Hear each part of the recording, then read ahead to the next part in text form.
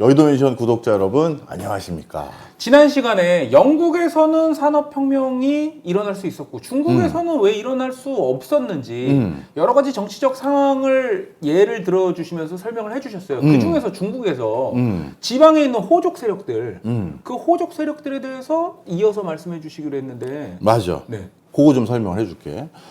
지난 시간에 말했던 것처럼 청나라는 그 노동자 친화적인 국가였고, 그렇죠. 영국은 자본 친화적인 국가였고, 그래서 자본가들이 잉여 자금을 많이 모을 수 있었고, 그걸 바탕으로 묻지마 투자, 벤처 투자를 많이 해서 산업혁명까지 촉발되는 길을 갖게 됐는데, 그때 영국 정부가 자본가의 손을 들어준 이유는 유럽 본토 국가와 경쟁을 하거나 전쟁과 관련된 이슈들이 많은데, 군자금도 수월하게 모으고 그러려면 이들의 도움이 필요해서 그들 손을 들어준 거다라는 거고, 그 다음에 청나라는 만주족이라는 소수민족이 장악을 했는데 다수인 한족을 지배하려면 민초들의 봉기가 제일 무서운데, 그럴 때 바로 향리들에게 민초들에게 양보하세요, 지주분들 좀 양보 좀 하세요, 이렇게 하면서 지배를 해왔다고 얘기했잖아.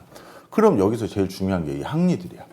향리들은 영국으로 따지면 농업혁명해서 잉여자본을 축적한 사람들이잖아. 그럼 이 사람들도 도심지에 있는 발명가나 아니면 발명가를 자기 동네로 데려와서 야 너도 증기기관 같은 거 좀 해봐, 아니면 야 너 뭐 좀 다른 거 좀 자동차 좀 만들어봐, 방직기 만들어봐, 뭐 이런 거 부탁할 수 있었는데 그 사람들은 그 길을 선택하지 않았거든. 그럼 그 사람들은 왜 선택하지 않았느냐? 바로 청나라의 노동 친화적인 정책 때문이야. 노동 친화적인 정책이요. 지난 시간에 말했지만 청나라 만주족은 소수 민족이다 보니 중국 전 지역의 관료들을 중간 관료 이하까지 다 파견할 수 없다고 했잖아. 그렇죠. 그래서 누구의 도움을 받았다? 지방 호족 세력들? 그렇지. 그래서 호족들이 세금 징수 권한도 가지고 있었고, 그렇죠. 노동력을 발취할 권한도 있었잖아. 그렇죠. 그 향리들 입장에선 본인들도 나름 동네에선 골목대장 노릇을 하는데 뭔가 위기만 터지면 위에서 나만 쥐잡듯 닫고, 그렇죠. 밑에 있는 애들한테 자꾸 이 저놈이 나쁜 놈이었네요 이러고 가버린단 말이야. 골목이 우리나라 많았잖아요. 그렇지. 그건 있지. 그렇지. 골목이 좀 큰 골목이지. 그래서 이건 뭐 무슨 문제만 생기면 나 나쁜 놈 만들어버리고 가버리고 말이지. 희생양으로 삼고. 그렇지. 대표적으로 당시 호족들이 얼마나 억울한 일이 많았는지 사례를 하나 찾아왔어. 1740년대 초에 후베이 지역의 여러 지역에서 소금 부족 현상이 일어난 거야. 소금 부족. 근데 우리 소금이 없으면 이건 생존이 안 되는 거잖아. 그럼요. 그래서 소금 부족 현상이 있어서 후베이 지역의 호족들이 어떻게 했느냐? 그 호족들을 기반으로 해서 이 좀 그쪽 동네 소금 장수들을 불렀어. 그래가지고 그 후베이 지역에 특히 A라는 동네에 소금이 많이 부족하다고 합니다. 거기 A라는 동네에 소금 좀 갖다 주세요. 아유, 우리 그러다가 또 중앙에서 이상한 관료 내려와가지고 또 우리 또 된통 당해요. 좀 부탁 좀 드리겠습니다 해서 A라는 동네에 소금을 많이 납품을 했어. 그랬더니 무슨 문제가 생겼느냐? 원래 이 동네 소금이 없어지고 모자라졌잖아. 그래서 이 동네 소금 가격이 어떻게 되겠어? 폭등한 거지. 그랬더니만 이 동네 사람들이 와가지고, 아니 당신은 저 동네 이 동네 다 통치하는 건 아는데 원래 우리 동네에 있었던 소금을 왜 저쪽에다 갖다 줘? 그랬더니 이 사람은 무슨 소리냐, 저쪽 지금 소금 없어서 날려서 내가 좀 갖다 준 건데 가격 좀 오른 것 때문에 그러세요. 저쪽은 지금 큰일 났었어요 하고 수습을 하려고 했거든. 이 사람이 정말 크게 잘못한 건 아니잖아. 그럼요. 급한 불부터 먼저 끈 거잖아. 그렇죠. 그런데 중앙에서 관료가 딱 내려오자마자 밑에 있는 사람들도 찾아간 거야. 봉기하면서. 왜냐하면 이 사람들은 오랫동안 관습적으로 알거든. 자, 다음번 중앙 관료 왔을 때 꼬질러 해서 딱 와서 제가 우리 동네 소금을 저쪽에 갖다 줘서 가격 폭등하고 난리가 났어요 한 거야. 그랬더니 중앙 관료가 이 어떻게 보면 나름대로 선정을 베푼 이 관료에게 검은 커넥션이 있는 것 같아요. 맞아. 그 당시 살아계셨던 분인 것 같아. 이건 정말 문제가 있어 보이는데요. 알겠습니다. 제가 확인해 보겠습니다 하면서 그 당시 행정은 잘못된 것이다. 왜냐하면 벌써 그 사람들 급한 불 꺼서 그 사람들은 불만이 없고, 그렇죠. 여기만 불만이 있으니까 이 사람들을 대변해 주는 게 중요하거든. 그래서 후베이 지역에 내노라 하는 상인 집안이자 대지주 집안이 어마어마한 모멸감을 느껴서 그때 그 대부 아버님이지 자결을 했어. 자기는 진짜 선정을 베푼 거고 할 만큼 했는데 야 이게 뭐냐, 이런 일이 있었던 거야. 결국 이런 일들이 계속 비일비재하니까 자식들은 판단하는 거지. 나는 중앙 관료가 돼야 될 것 같아. 여기 이 지방 호족의 중간 관료로 내가 머물러서는 안 될 것 같아. 판단을 한 거야. 대표적인 집안이 하나 있어. 이 집안은 아주 관료 집안으로 유명한 집안이야. 어디냐면 17세기부터 18세기 사이에 가장 부유했던 동네가 휘상이라는 상인들 집단을 말해. 휘상 가문의 가문 중 하나였던 반씨 집안이 있어. 반씨 집안. 이 반씨 집안은 17세기부터 소금, 조미료 이런 것들로 교역을 통해서 정말 떼돈을 번 사람들이야. 그런데 이렇게 큰 돈을 벌면 당연히 거대 부호가 돼서 더 많은 사업도 하고 그래서 우리가 어떻게 보면 그룹이 돼야 되는 거잖아. 그런데 이 반씨 집안이 어떻게 했느냐? 고향인 안후이를 떠나. 그래서 어디로 갔느냐? 수저우로 가. 그냥 사업 다 청산하고 돈 엄청나게 번 걸 가지고 수저우로 가. 이유는 뭐? 자식들 전부 공부시키려고. 대치동 음마아파트로 이사 간 거야. 그래서 어떻게 됐느냐? 이 수저우에 정착해서 가문들이 그동안 축적했던 모든 자본을 바탕으로 전부 교육비했어. 중앙관료가 되도록. 그래서 실제 어떻게 됐느냐? 그 근처에 명망 있는 문인 가문들에서 공부 잘하는 자제들 불러다가 과외시키고 뭐 해가지고 이제 한 명씩 중앙으로 보내는데 나중에는 이 반씨 집안이 상인 집안이었다는 걸 기억할 수 없을 정도로 대표적인 관료 집안으로 완전 바뀌어버려. 변모시켰구나. 그렇지. 물론 고향에 둘째 아들, 뭐 셋째 아들 통해서 네가 그래도 여기서 농사는 일부 짓고 있어라 하긴 했는데 그 가업이 점점 줄어드는 거야. 왜? 형들이 중앙에서 관료가 됐으니 난 이거 할 필요 없어 하고 일부 또 팔고 올라가다 보니까 나중에는 당대 최고 갑부 세력이 관료 집안으로 바뀌고 재산은 그냥 다 그냥 어떻게 보면 조금씩 나눠서 파는 이런 일들이 생기는 거야. 반씨 집안 얘기가 아니라 뭐 케네디 가문 얘기하는 거 아니에요? 아, 금주로 해서 돈 번. 거기도 또 그런 집안이네. 자, 나중에 다 정치하잖아요. 나중에 다 정치하지. 그래서 이 중국의 그 당시 호족들이 선택한 길은 산업혁명과 먼 길이지. 멀어질 수밖에 없는 거죠. 그렇지. 그런데 그때 가장 뛰어난 상인들 중에 일부는 이런 표현을 하는 사람들도 있어. 뛰어난 게 아니라 공부머리는 없는 상인들. 야, 우리 집안은 공부는 아니다 이거. 하는 사람들은 어디로 갔느냐. 이 불편부당한 대우를 청나라 때 계속 받았던 게 앵거가 있어서 결국 어디로 갔다? 동남아 각 지역으로 흩어진 거야. 마닐라로 가고 타이완으로 그렇죠. 가고 다른 지역으로 가서 말레이시아로 그렇지. 가고, 예. 그래서 거기에서 또 여기는 면화가 적합하겠는데 우리 다 여기서 면화로 다시 하자. 타이완은 사탕수수로 해서 그냥 해외에 또 수출하면 되겠네. 이렇게 해서 다 그 지방으로 흩어지고 그게 지금 동남아 화교 세력이 화교하면 상인 비즈니스 머리가 많은 맞아요. 이유가 바로 그런 맥락에 있는 거야. 자, 그러다 보니까 이런 과정에서 중국이 산업혁명이 늦어진 이유가 바로 여기에 있었던 거지. 자, 그런데 여기서 또 아주 특이한 현상이 하나씩 생겨. 이런 과정에서 이 시스템이 계속되면 좋은데 문제가 시스템적인 판단을 달리해서 영국은 결국 산업혁명을 달성했고 국부와 과학기술진흥을 완전히 달성했잖아. 그래서 이제 점점 중국을 압박하지. 계속 두들기는 거지. 뭐 아편전쟁도 하고 포도 쏘고 뭐 하면서. 그래서 중국이 점점 수세에 몰리면서 이 서구 열강들을 대응하기 위해서 또 돈이 필요하잖아. 그렇죠. 근데 원래 청나라는 돈 많이 안 걷는 걸로 유명한 정권이었는데 그렇죠. 슬슬 상황이 바뀐 거야. 그러다가 결국 돈을 조금씩 징수하기 시작했고 그런데 이 지방의 이 어떻게 보면 호족들이 저놈들 봐라. 이거 세금 더 걷어서 날 무슨 또 나쁜 놈을 만들려고 저래? 협조적이지 않은 거지. 뭐 어떻게 보면 민초들한테 가서 제가 세금 뭐 거두려고 했는데 여기 계신 분들 못 찾았다고 할게요. 하고 하니까 자꾸 세금이 안 거쳐지는 거야. 그러니까 청나라에서 말기에 이상하다. 이 정도면 세금이 많이 와야 되는데 안 되겠다. 세율 더 올려 이렇게 된 거야. 그러다 보니까 결국 거기서 문제가 생겼고 또 청나라 말기에 또 여기저기에서 또 봉기가 일어나는 거야. 뭐 태평천국에 맞아.